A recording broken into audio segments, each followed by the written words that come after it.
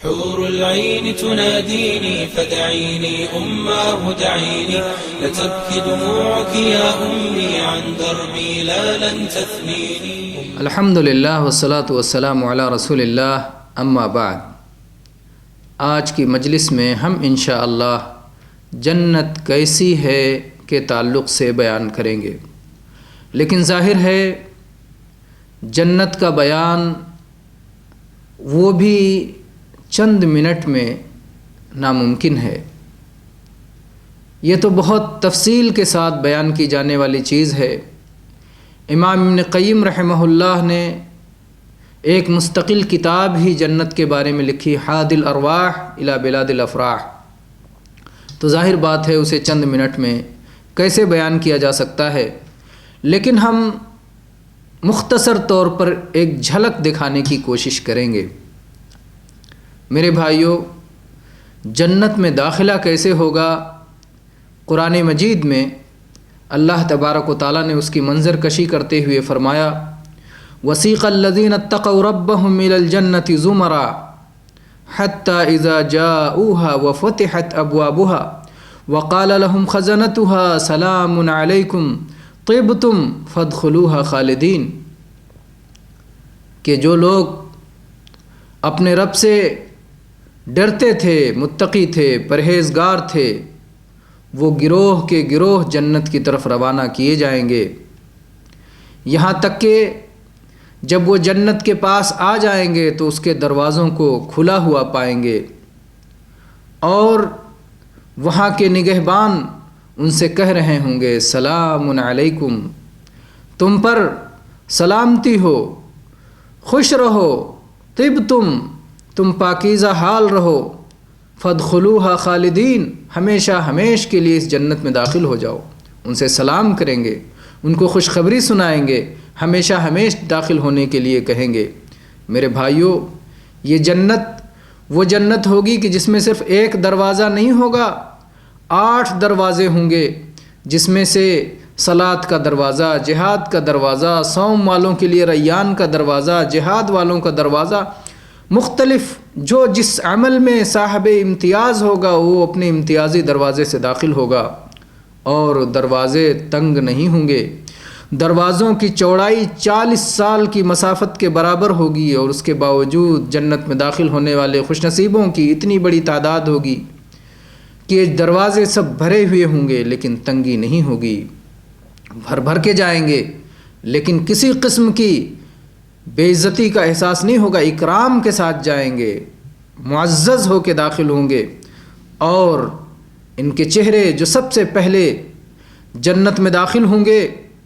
نبی کریم صلی اللہ علیہ وسلم سب سے پہلے جنت کا دروازہ کھٹکھٹائیں گے، اور آپ کے کھٹکھٹانے سے دروازہ کھلے گا، اور آپ اور پھر آپ کے پیچھے آپ کی امت داخل ہوگی. جو سب سے پہلے جائیں گے ان کا چہرہ 14ویں رات کی طرح چمک رہا ہوگا، اور پھر جو دوسرا گروہ جائے گا اس کے چہرے آسمان پہ جو سب سے روشن تارے ہوتے ہیں ان کی طرح سے چمک رہے ہوں گے. جنت وہ دنیا ہوگی کہ اس میں بول و براز نہیں ہوگا، اس میں تھوک نہیں ہوگا، اس میں بلغم نہیں آئے گا. جنتیوں کی جو کنگھیاں ہوں گی وہ سونے کی کنگھیاں ہوں گی، ان کے پسینے کستوری کے خوشبو کی طرح مہکتے ہوں گے، ان کی انگیٹھیاں خوشبودار لکڑیوں کی ہوں گی، چندن کی ہوں گی اور عود کی ہوں گی، اور ان کی بیویاں بڑی بڑی آنکھوں والی نہایت حسین و جمیل حوریں ہوں گی. اور ان میں سے ہر شخص نوجوان 30 سال کا، قوی اور تندرست و توانا، اور آدم علیہ السلام کی طرح 60 ہاتھ کا ہوگا. میرے بھائی، یہ ساری چیزیں صحیح احادیث میں، صحیح بخاری اور صحیح مسلم میں ان ساری چیزوں کا بیان موجود ہے. اور ایسے ہی نبی صلی اللہ علیہ وسلم نے بتایا ہے کہ ہر صاحب ایمان کو 2 بیویاں دی جائیں گی، جن کے حسن و جمال کا عالم یہ ہوگا کہ ان کی پنڈلی کا گودا گوشت کے پیچھے سے نظر آ رہا ہوگا. بہرحال جنت کا بیان کرتے جائیں. ایسی چیز ہے کہ جس کے بارے میں آپ جانتے ہیں کہ اللہ تبارک و تعالیٰ نے فرمایا، حدیث قدسی ہے متفق علیہ، کہ اللہ تعالیٰ نے فرمایا اعددت لعباد الصالحین ما لا عین رأت ولا اذن سمعت ولا خطر علی قلب بشر، کہ اللہ تعالیٰ فرماتا ہے میں نے اپنے نیک بندوں کے لیے وہ چیزیں تیار کر رکھی ہیں جس کو کسی آنکھ نے دیکھا نہیں، جس کو کسی کان نے سنا نہیں، جو کسی انسان کے دل میں کھٹکا نہیں۔ دیکھو قرآن پاک میں اس کی تصدیق موجود ہے۔ اللہ تعالیٰ نے فرمایا فلا تعلم نفس ما اخفی لهم من قرۃ اعین، کسی کو نہیں معلوم کہ اس کے لیے جو چیزیں آنکھوں کی ٹھنڈک کے طور پر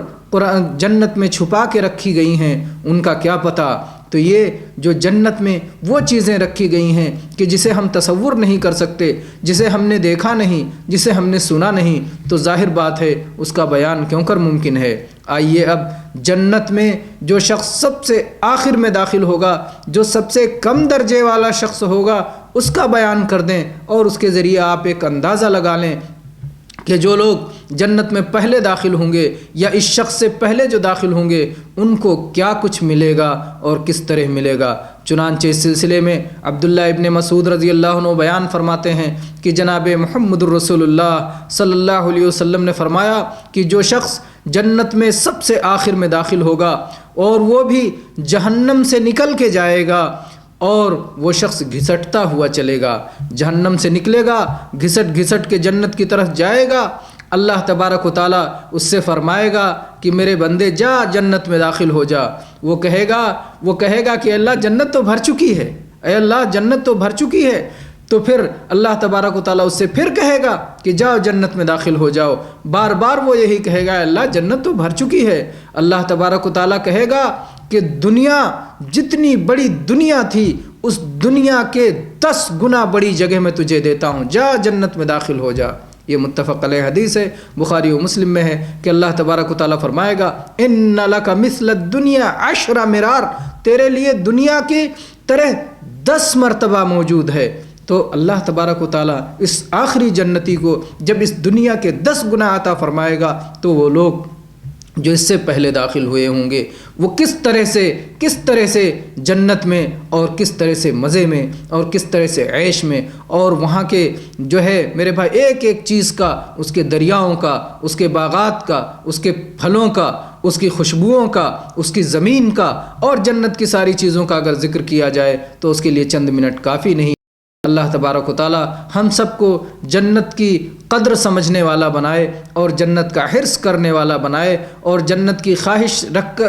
جنت کو حاصل کرنے کے لیے اللہ تبارک و تعالیٰ کے حکموں کی تعمیل کرنے والا اور توحید پہ قائم رہنے والا اور جناب محمد الرسول اللہ صلی اللہ علیہ وسلم کی سنتوں کو اپنی زندگیوں میں نافذ کرنے والا بنائے۔ آمین وآخر دعوانا ان الحمد للہ رب العالمین وصلی اللہ علی نبینا وسلم۔